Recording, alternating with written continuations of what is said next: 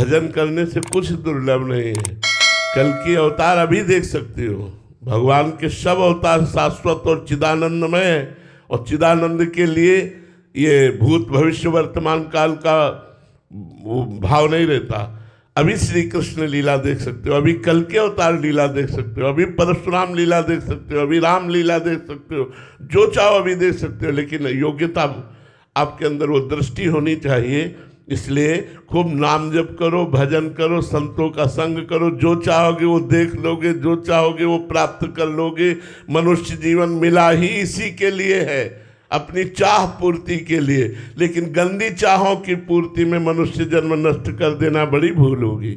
अच्छी चाह बनाओ, जो चाह, तुम चाहो ब्रह्मा बन सकते हो, तुम चाहो देवराज इंद्र बन सकते हो, जो चाहो कर सकते हो। भजन करो, भजन के बल से होगा, ऐसे बातों के बल से नहीं होगा। खूब नाम जप करो, जो चाहो प्राप्त कर सकते हो। संदीप कुमार जी, राधे राधे महाराज जी। महाराज जी आपके चरणों में दंडवत प्रणाम। गुरुदेव भगवान, शरणागति की शुरुआत कहाँ से होती है, इसकी पूर्णता और अंत कहाँ होता है, शरणागति किसे कहा जाता है महाराज जी? शरणागति की प्रारंभ अवस्था संत संग से होती है। प्रथम भगति संतन कर संगा। जब हमें भगवान के परम प्रेमी महान पुरुषों का संग मिलता है तो उनके संग से हमें भगवान की महिमा, भगवान के नाम की महिमा, भगवान की कृपा का, भगवान की करुणा का स्वरूप और अपनी दुर्दशा का, दोनों का बोध होता है। संतों की कृपा से अपनी दुर्दशा का भी बोध होता है कि हम कहाँ इंद्रियों की और मन की चाल में फंसे हुए हैं, कहाँ हम गंदे विषयों में फंसे हुए हैं। जब संत संग मिलता है, प्रथम भगवान की कृपा, संतों का संग मिलना। संतों के संग से जब भगवान की कृपा स्वरूप, करुणा स्वरूप, दया स्वरूप की हमें जानकारी मिलती है और अपनी दुर्दशा की जानकारी मिलती है, तो हृदय तड़प उठता है भगवान की शरणागति के लिए। तो वाणी से हम पहले शरण में होते हैं। हे नाथ, मैं आपकी शरण में हूँ। श्री कृष्ण शरणम मम, हरि शरणम मम। वाणी से शरणागत होते हैं। फिर शरीर से संपूर्ण आचरण भगवान के अनुकूल, प्रतिकूल आचरणों का हम त्याग करते हैं।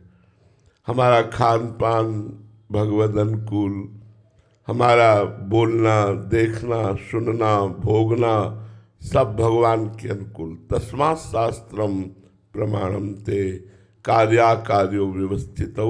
शास्त्र के अनुसार, धर्म के अनुसार हमारे आचरण होते हैं और वो भगवान को समर्पित किए जाते हैं। तो शरीर की शरणागति हो जाती है। वाणी से भगवान नाम कीर्तन, भगवत गुणगान, भगवान के परम प्रेमी भक्तों के चरित्रों का गान, जो भगवान के परम प्रेम में चरित्र, उनमें डूबना सुन सुन करके, तो एक एक इंद्री से हमारी भगवान की शरणागति होती है। नेत्रों से सबको भगवत स्वरूप में देखना, कानों से भगवान की चर्चा सुनना, वाणी से भगवान नाम कीर्तन, नाम जब भगवान की प्रेममयी चर्चा करना, तब हमारा मन तैयार होता है शरणागति के लिए। मन इसके बाद तैयार होता, पहले नहीं तैयार होता। जब उसे चारों तरफ से हम भागवतिक वातावरण से घेर लेते हैं, तब अमल माने निर्विकार होकर मन भगवान की, जो ही मन भगवान की शरण में गया, ते ही स्वयं की अनुभूति भगवान के समीप होने लगती है। जो स्वयं की अनुभूति है वो मन और इंद्रियों की समीपता लिए है। जब मन और इंद्रियां भगवान के समीप शरणागत हुई तो स्वयं की शरणागति का अनुभव होने लगता है। यदि मन और इंद्रियां विषयों में है तो स्वयं विषयों में है, मन और इंद्रियां प्रभु में है तो स्वयं प्रभु में है। इसलिए तनुवांग मनोभिरमलई सोहम तवै वास्यता, शरीर से, मन से, वाणी से निर्विकार होकर, निष्काम होकर, हे नाथ मैं स्वयं आपकी शरण में हूँ। शरणागति प्रारंभ होती है संतों से और पूर्ण भी होती है संतों से। भगवत प्रेमी महात्मा ही हमें प्रतिपल शरणागति की तरफ बढ़ाते जाते हैं। शरणागति का प्रारंभ हनुमान जी से हुआ विभीषण की, और पूर्णता भी हनुमान जी से हुई। हनुमान जी ही भगवान का साक्षात्कार करवा रहे हैं। तो संतों से प्रारंभ और संतों से पूर्ण, मन वचन कर्म के द्वारा भागवतिक आचरण करना और वो भगवान को समर्पित करना, ये शरणागति होती है। ये शास्त्रीय और एक घटनात्मक शरणागति होती है कि सब कुछ अच्छा चल रहा था लेकिन विनाश लीला शुरू हो गई, धन नष्ट हो गया, संपत्ति नष्ट हो गई, परिवार के लोगों ने त्याग दिया, शरीर रोग से ग्रसित हो गया, कोई बोलता नहीं। तब अचानक हमको सुनने को मिला कि भगवान बड़े करुणामय हैं, भगवान बड़े सामर्थ्यशाली हैं, वो हमारी रक्षा कर लेंगे। तो भयभीत होकर जीव भगवान की शरण में जाता है। कभी कभी किसी को घटना से शरणागति होती है और कभी कभी संत संग से शरणागति होती है।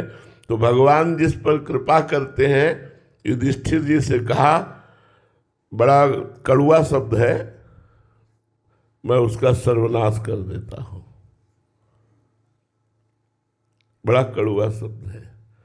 भगवान ने कहा युधिष्ठिर जी से, पहले धीरे धीरे बंधुओं से विक्षेप कराता हूं, फिर धन का नाश कर देता हूं, और फिर किसी काम का नहीं रखता हूं। जब किसी काम का नहीं होता तो राम का अपने आप हो जाता है। बहुत सूक्ष्म बात आपको बता रहे हैं। भगवान से उपासना करके लोगे तो चैन से जी लोगे, और भगवान को लेना चाहोगे जो मैं ऐसा जानती प्रीति किए दुख होए, तो नगर ढिंडोरा पीटती अजी प्रीति न करियो, कदम कदम पर सूल बिछा दिए जाते हैं। चल अब मेरा प्रेमी अगर कहलाता है तो चल इस सूल पर, और जिसने उन सूलों पर पैर रख दिया वो फूल बन गए। पर दिखाई सूल देंगे, पक्का देंगे कि एक एक कदम जीना मुश्किल है, पर इस कदम पे एक एक कदम पे बता रहे ना, सूल दिखाई देगा। अगर पैर रख दिया तो फूल हो जाएगा। इस मार्ग में दिखाई देगा सूल, लेकिन रखोगे होगा फूल, और संसार के मार्ग में दिखाई देगा फूल, लेकिन रखोगे तो होगा सूल। और सूल की तरह हृदय में चुभता रहेगा। इसलिए प्रारंभिक शरणागति भगवान के परम प्रेमी भक्तों के संग से और तन मन वचन कर्म से भगवान को समर्पित हो जाना ही शरणागति है। और शरणागति ही भगवत साक्षात्कार का बहुत सहज सरल उपाय है। गौरव जी दिल्ली से, राधे राधे महाराज जी। महाराज जी, मैं सतोगुण, तमोगुण और रजोगुण पर पूरी तरह जीत पाना चाहता हूँ महाराज जी। हाँ बिल्कुल बिल्कुल, मनुष्य शरीर मिला ही है। और पहली बात तो ये है कि हमारे ऊपर किसी गुण का प्रभाव नहीं पड़ता।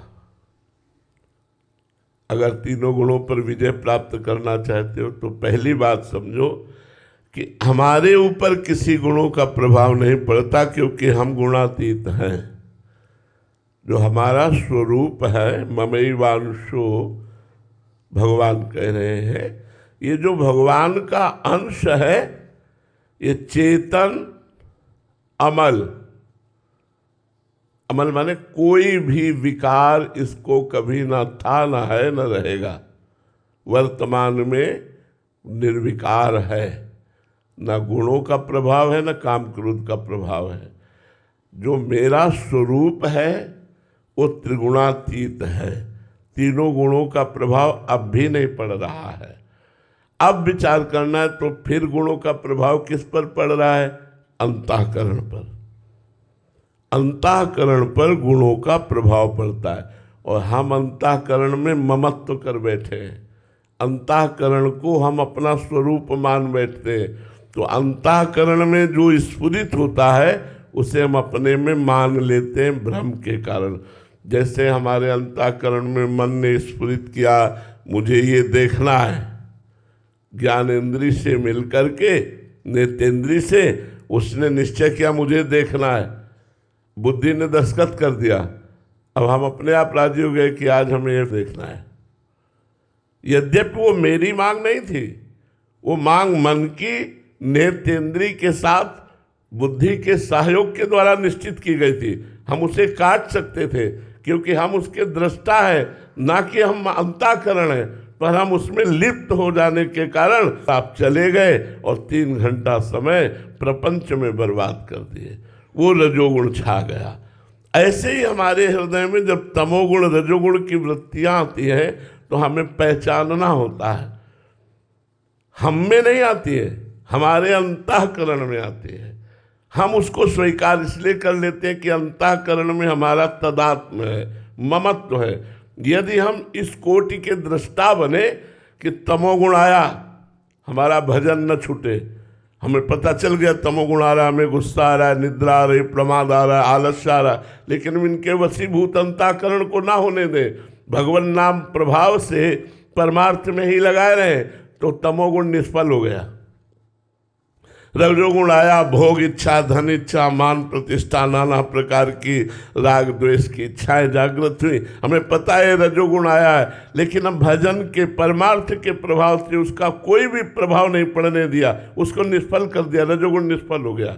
सतोगुण आया, दया करना, परोपकार करना, सबसे मिलना जुलना, ये चर्चा करना, वो चर्चा, ये भी दया बिना साधु कसाई, और दया करी तो आफत आई, बहुत संभल के दया करनी, दया करी तो आफत आई। तो सत्वगुण को भी जीत करके त्रिगुणातीत स्थिति में पहुंचना है तो हमको दृष्टा बनना पड़ेगा, गुणों का दृष्टा, अंतःकरण का दृष्टा, तभी हम त्रिगुणातीत हो सकते हैं। हम अंतःकरण में ममत्व रखकर कभी त्रिगुणातीत नहीं हो सकते, अंतःकरण के साक्षी बनकर हम त्रिगुणातीत हो सकते हैं।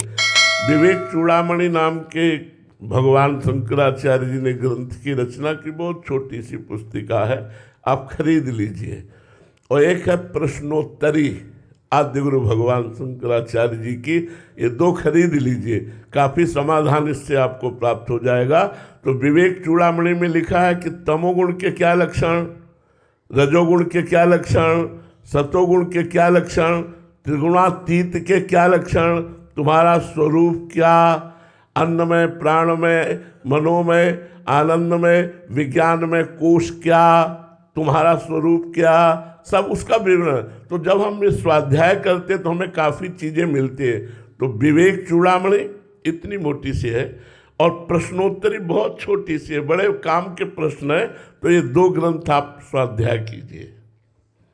आकाश शर्मा जी, महाराज जी, मैं ऐसा क्या करूं कि मेरे अंदर श्री जी से मिलने की इच्छा प्रकट हो? नाम जप, खूब नाम जप करो, अधिक से अधिक नाम जप करो, गंदी बातें मत करो, गंदी बातें मत देखो, गंदी बातें मत बोलो। गलत आचरण करोगे, गलत बातें देखोगे, गंदी बातें बात करोगे तो वही मन मनन करेगा, फिर भजन की चाह नहीं होगी। भजन की चाह होती है वाणी को संयम में रखो, इंद्रियों को संयम में रखो, मन को संयम में रखो। संयम तभी बनेगा जब खूब नाम जप करोगे, डट के नाम जप करो। पवित्र आचरण, पवित्र भोजन, पवित्र विचार, तो परम पवित्र भगवान से मिलन की चाह उत्पन्न हो जाती है। बबीता जी, राधे राधे महाराज जी। महाराज जी, क्या साधना मार्ग में बार बार गिरना भी उन्नति का संकेत हो सकता है? शरणागत के लिए, अहंकारी के लिए नहीं, शरणागत के लिए।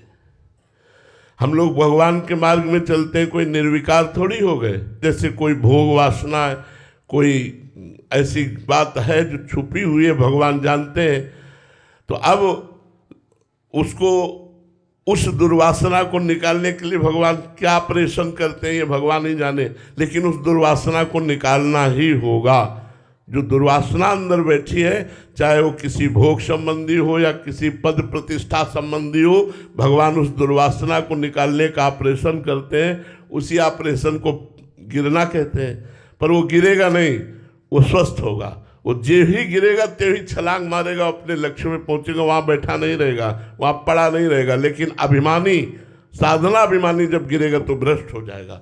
भगवान का शरणागत जब गिरेगा तो भ्रष्ट नहीं होगा, वो क्रम बाय क्रम आगे बढ़ता चला जाएगा। स्वने जी पटना से, राधे राधे महाराज जी। महाराज जी, गुरु मेहरबान तो चेला पहलवान। महाराज जी, इस मन को मारने के लिए केवल गुरु कृपा का आश्रय हो या हमें प्रयास भी करना चाहिए? तो आश्रय ही तो प्रयास है। आश्रय तो, आश्रय का मतलब कि आज हम वो चर्चा शुरू की थी कृष्ण मोहिनी जी ने कि गुरु के आश्रय से ही शिष्य को परम पद की प्राप्ति होती है, इसलिए आश्रय पकड़े रहना चाहिए। तो उसी समय भाव आया कि ये भैया देखो, भगवान है ऊर्ध्व और संसार है अधा। संसार अधा है, प्रकृति नीचे की तरफ है। मना कष्टानि इंद्रियाणि प्रकृति स्थान कर सती। और भगवान की तरफ चलना है तो गुरु डोरी पकड़ा दिया, नाम की डोरी, मंत्र की डोरी। अच्छा, किसी बिल्डिंग के आखिरी छोर पर जाना हो और डोरी से जाना हो, अब आप थोड़ा चढ़ चुके हो, अब आप सोचिए अगर डोरी छोड़ दी तो आपकी दुर्दशा हो जाएगी, मर जाओगे, हाथ पैर टूट जाएंगे किसी काम। अब तो चढ़ना ही चढ़ना है और उस डोरी में चिपके ही रहना है। ऐसे ही परमार्थ का पथिक यदि गुरु को त्याग कर दे, यदि गुरु की अवहेलना कर दे, गुरु का अनादर कर दे तो नष्ट हो जाएगा। चाहे सर के बल खड़े होकर साधना करे, गुरु द्रोही को कभी भगवत प्राप्ति नहीं होती। तो गुरु आश्रय एक ऐसा है जैसे वो एक डोरी पे चढ़ने वाला। अब बस केवल डोरी ही सहारा है, वो अगर छोड़ा तो मरा। ऐसे गुरुदेव का आश्रय ही केवल सहारा है तो सुख पूर्वक भवसागर तर जाएगा। जिसने गुरुदेव को ऐसे पकड़ा जैसे बिल्डिंग के आखिरी छोर पर जाने के लिए केवल डोरी ही सहारा है और डोरी पे चढ़ रहा है, अब नीचे उतर नहीं सकते क्योंकि उतरना श्रम होगा। ऊपर लक्ष्य पे पहुंचना है, छोड़ सकते नहीं, तो बस चढ़ना ही चढ़ना है। ऐसे गुरु को पकड़ लो।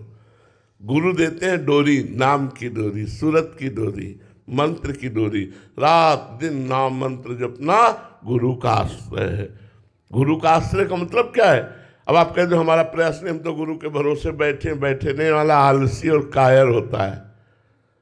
बहुत परिश्रम करना है, पुरुषार्थ अपना और कृपा गुरुदेव की। जो पुरुषार्थहीन होते हो कभी कृपा पात्र बन ही नहीं सकते। मन क्रम वचन छाण चतुराई, भजत कृपा करी है रघुराई। खूब पुरुषार्थ युक्त रहो, रात दिन पुरुषार्थ युक्त रहो। देखो, अभ्यास जैसा बना लोगे वैसा बन जाएगा। अगर श्रम नहीं करोगे, परिश्रम नहीं करोगे, पुरुषार्थ नहीं करोगे तो तुम कृपा का अनुभव नहीं कर सकते। कायर पुरुष कभी कृपा का अनुभव नहीं कर सकता। पुरुषार्थ आपको करना पड़ेगा। पुरुषार्थ गुरु प्रदत्त साधना और फल की प्राप्ति गुरु आश्रय, दोनों बातें हैं। अपना पुरुषार्थ पूरा और गुरु की कृपा पूरी तो पूर्ण परमात्मा का अनुभव। और जो गुरु की कृपा तो है पर अपना पुरुषार्थ विषयों में खर्चा कर रहे, उनको कभी भगवत प्राप्ति नहीं होती। गुरु कृपा है लेकिन मनमानी विषयों का भोग रहे तो पुरुषार्थ विषयों में लग गया, परमार्थ से हीन हो गए तो कहते हम पर गुरु कृपा नहीं। गुरु कृपा सब पर है। जैसे भगवान की कृपा सब पर है, ऐसे गुरु की कृपा सब पर है। पर जो गुरु की आज्ञा मानकर खूब परिश्रम करता है साधना में, वही कृपा पात्र बनता है, वही कृपा का रसास्वादन कर पाता है। तो गुरु की कृपा का आश्रय और स्वयं का पुरुषार्थ भगवत प्राप्ति कराता है। विराज अग्रवाल जी, राधे राधे महाराज जी। महाराज जी, मेरा प्रश्न है कि सभी कथाओं में मैंने कहते सुना है कि यदि आप प्रभु से प्रेम करते हैं और यदि प्रभु भी आपको अपना बनाना चाहते हैं तो पहली बात तो प्रभु ने आपको अपना माना ही है। सब मम प्रिय सब मम उपजाए, ये बात तो कोई नहीं कह सकता कि भगवान मुझे अपना नहीं मानते। सब भगवान के हैं। अब आगे बात बोलिए, आपको भी भगवान अपना मानते हैं? महाराज जी, प्रभु सारी संसारिक वस्तुएं दूर कर देते हैं, वही छीन लेते हैं। तो कह रहे हैं कि हमें तो मतलब संसार में रहते हैं, वस्तुओं की आवश्यकता भी पड़ती है और प्रभु से प्रेम भी करना चाहते हैं, तो ऐसे में इनका त्याग जब हो जाएगा तो प्रभु का प्रेमी जब बनोगे ना, अभी प्रेमी नहीं हो यार, अभी प्रेमी नहीं हो। प्रेमी जब होगे तो सांसारिक वस्तुएं चाहिए क्या? किसी से प्यार हुआ है? जब प्यार होता है ना किसी से भी, भगवान से तो अलग की बात जाने दो, तो अपना सब कुछ समर्पण करने का मन होता है, नहीं होता? आप सब लोग बैठे हो, कहीं ना कहीं किसी का माता से प्यार, किसी का पिता से प्यार, किसी का पत्नी से प्यार, किसी का पुत्र से प्यार, कहीं ना कहीं कुछ ना कुछ एक लगता है कि अपने प्यारे को क्या दे दूं। हम अपनी सोच से बता रहे हैं, अपनी सोच से, क्योंकि हमको भी किसी से प्यार है, और ऐसा प्यार है कि शायद तुमको किसी से को ऐसा प्यार नहीं हुआ होगा।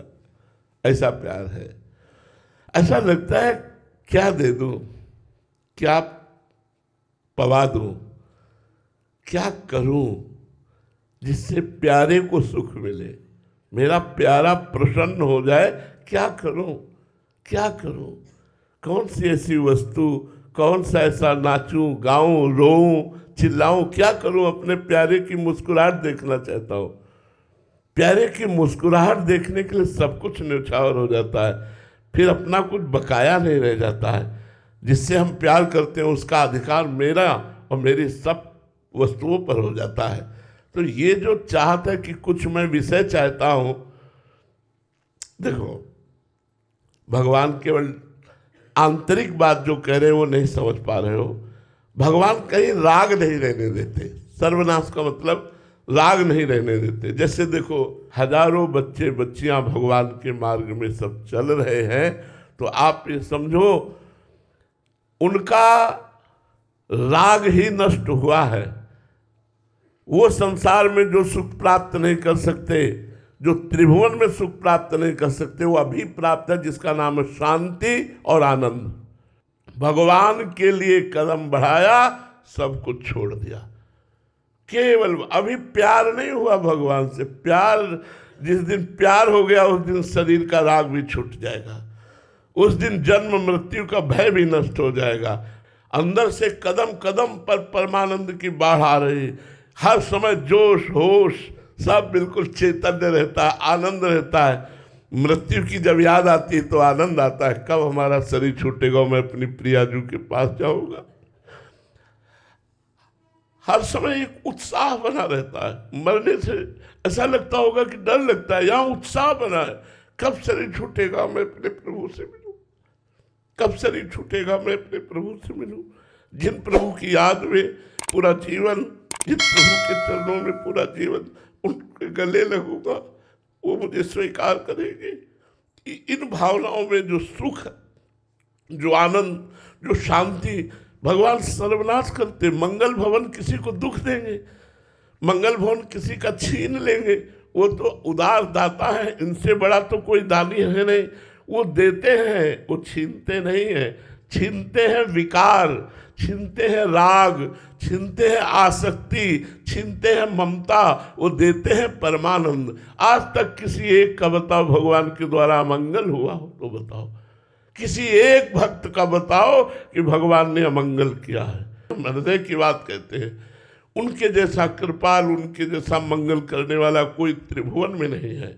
जो सुख भगवान दे रहे हैं, एक किडनी के हजारों किडनी होती तो उतना मिलके सुख नहीं मिलता जो आज किडनी फेल होने पर हमें सुख भगवान प्रदान कर रहे हैं। ये हमारा कोई बुरा प्रारब्ध है, लेकिन भगवान की कृपा